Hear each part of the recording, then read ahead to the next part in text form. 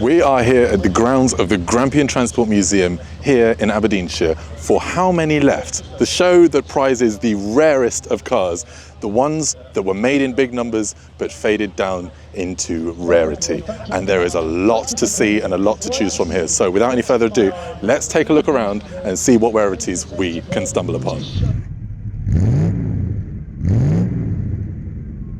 Here we have a Hyundai, or Hyundai if you want the proper pronunciation, Pony 1.5 GLS Auto. Now we're being a little bit specific with specs here because this is how many left, and originally there were more than 1,300 made in this spec, and now only 3 remain, which could make this possibly the rarest car at this show, but that remains to be announced. This is absolutely immaculate though. We've got this lovely red pinstripe all the way down over this greyish blue paint. It's an automatic and the interior has this ribbed cloth seating, and it is really something to behold. The wheel trims as well, almost perfect condition. Even the plastics are in great condition. The dash is entirely uncracked, and as I take a little peek inside, we can see that on the clock is 9,110 miles. So absolutely none at all. I reckon this was probably tucked away in a garage somewhere for the last 30 odd years. Impressive stuff. I'm here with a man with a problem, or rather a man with an extreme affinity for all things 3-wheeled. This is Lewis of Louis Buck Productions on YouTube. Go check him out. And we're here with his Scamel and a number of other cars which we'll see in a minute. So why don't you tell us a little bit about this one, because this was a tough project, right? Yeah, this was a tough one. So this is a 1964 Scamel Scarab. It's the last post office example. They believed they were all scrapped until this one literally came out of the bushes and appeared in a scrapyard. Totally restored, diesel engine, just a lovely little machine. It is a lovely little machine indeed, and it's showing up wonderfully, and it sounds like you put a lot of work into it, so props to you. So let's have a little walk down and see what else we can see. Right, now comes the moment of truth. We are about to go on the holiday challenge wherein we have to fit as much as possible inside this Reliant Rialto. I'm here with Les, he's part of the GTM crew, and we are going to do our absolute damnedest to beat it. Thank you, Jonathan. Are we ready to set it up? Yes, sir. 3, 2, 1, go! Hang it up. They're getting used to the side here.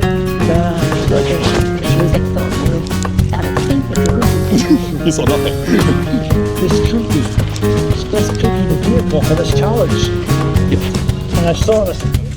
There's an open sitting there. What else do they know? I said we were flying over a driver, SDD. Is it full?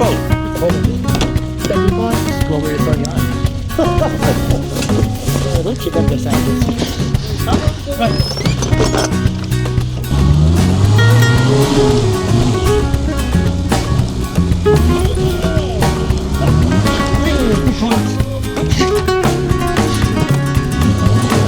Oh no!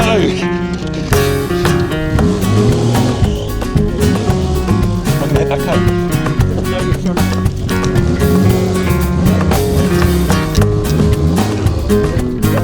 Right, we're in. Go, go, go.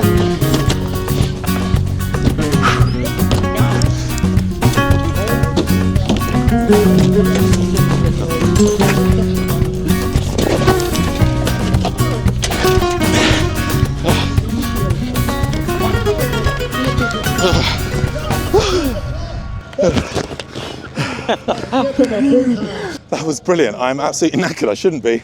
I'm too young to be this tired. But we did it. I think we did all right. This is an Opal Commodore B GSE.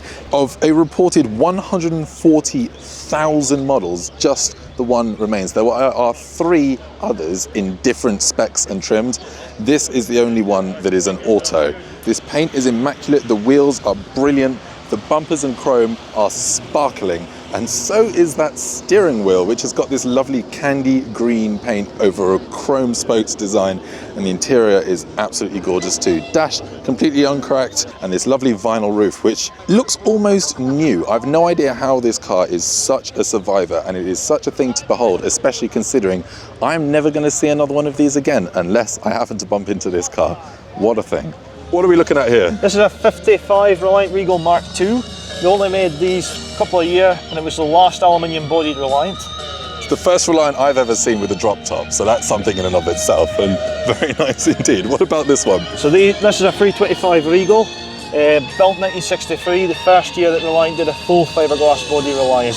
Wow, impressive. And this one you've had to rebody, right? Yeah, no, this is the original shell. Original shell. Totally restored. When I got it, it was up in Shetland. It had been abandoned since the 80s, I think it was.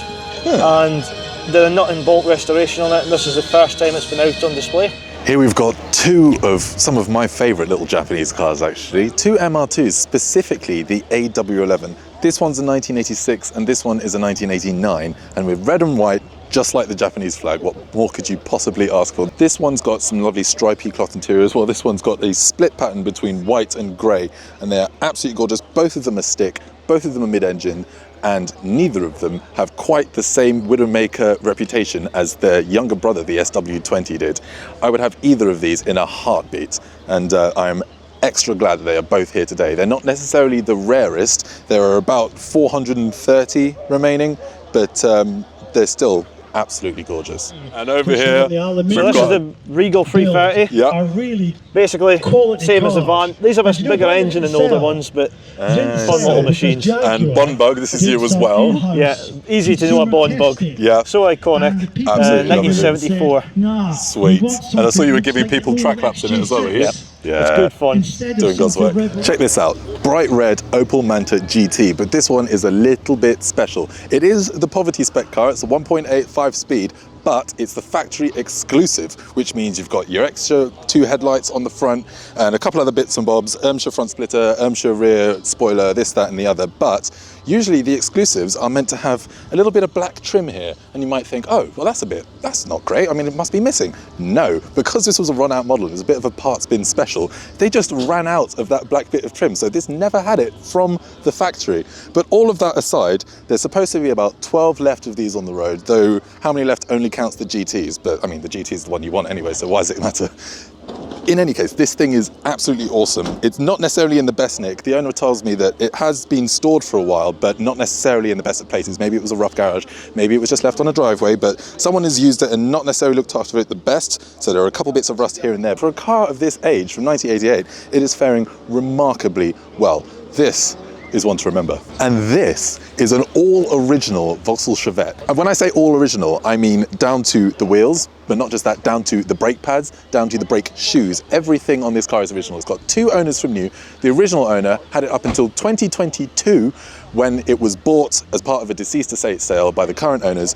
When they bought it, it had 12,000 miles on the clock. It now has 15,000, so it's put on about 3,000 miles in the last 3 years or so. But it is absolutely amazing. Completely standard from top to bottom, back to front. I've just been told that it is so poverty spec, and that is the owner's words, not mine, that even the insides of the wheels are just painted black. They're not even silver. And some of that overspray went onto the inside of the arches as well. They only changed the tyres on this thing because they were at this point like 40-year-old tyres and they cracked and gone flat. And it was a whole mess that you really didn't want to worry about. No one wants to drive on tyres that old anyway. But this thing is truly amazing. As for how many left reckons there's about 5, but they don't necessarily count the hatchbacks and the saloons separately. So the owner tells me he's better than certain that this is the only automatic saloon Vauxhall Chevet left on the road, the only one in existence. And both of these are owned by the same couple. I mean, what a pair. Hang on a minute, this has got 4 wheels. Yes, that's the odd one out. So this is the kitten. Reliant made these for a short while. They thought 4 wheels wasn't really the way to go, so they went back to 3. Smart lads. Yes. And what about it? So this one was the first Reliant I ever owned, the 1981 Robin. Got gifted it for nothing. Fully restored it, and it kind of was the reason that everything else reappeared. And the tartan upholstery, is that standard or is that your work? It was actually a standard interior for a Robin, but not this one. This is an Auto Union DKW 1000, and it is the only one in this spec remaining. The owner tells me there is one more elsewhere, but it doesn't have the wraparound windscreen. That's a flat windscreen article. And would you believe it if I told you that this was Jim Clark's first ever race car. Not this one exactly, but he had one of these. And this car has been absolutely everywhere. It's got 2 owners from new, and the current owner bought it in 1989 and spent a couple years recommissioning it, back on the road in 1992. And ever since then, he's taken it touring all across Europe, from Denmark to the Netherlands and all the way back here, Ireland, you name it, he's been there. And that is what is so great about this, because it is still being used to this day. And it is in remarkably good condition for a car that's been driven as much as it has. Granted, the owner tells me that he's re-upholstered the interior at some point in the last 30 odd years, but even still, it is almost spotless, even down to the mirror polished wheel trims. What more could you possibly ask for than that? Finally, we have a Robin SL, or an LX these are. These are basically the Mark II Robin. Fiesta lights, pretty basic little things.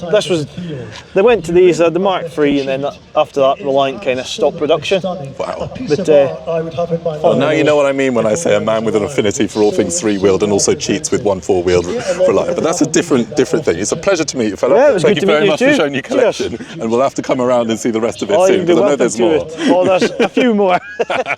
You may have noticed that I've been promoted to entrant, which is a nice little benefit to have. But next to me is another entrant. This is a Datsun 160J SSS Coupe. It is based on the Datsun 610. It's meant to be a smaller version of that. And according to this sheet in the windshield, it is the only one registered, or the only one left actually. There are 6 registered in the UK in general, but this is the only one that's actually on the road. It's goodbye. It's in a lovely brown spec with this shaggy seat covers. We've got a large amount of paraphernalia in here, loads and loads of cassette tapes and audio books, this, that and the other. It's very much fitting in period. And just the shape of this thing is awesome. We've got this lovely fastback, liftback coupe look from the rear, and it really all comes together very nicely indeed, even with this script along the side, which looks like it's entirely original, hasn't been touched. That actually speaks to the paint on this too, because I don't know if it's entirely original, but it is absolutely immaculate, remarkably impressive, and I think this might be the one that I would take home, to be honest. And that about does it for our day here at the Grampian Transport Museum for How Many Left show. And what a day it has been. I have had an absolute whale of a time, not just looking around the cars, but as you would have seen, maybe popping a wheel or two in this thing. So what a day it's been. If you want to see more like this, we're in show season now, so we'll be having loads of show reports up on the channel. And don't forget to check out our show report in print as well. Lovely James behind the camera is going to be writing one of those. So in any case, don't forget to like, subscribe, leave a comment if you tell us if you want to tell us exactly what your favourite car of the show was, and we will see you again very soon indeed. Bye-bye.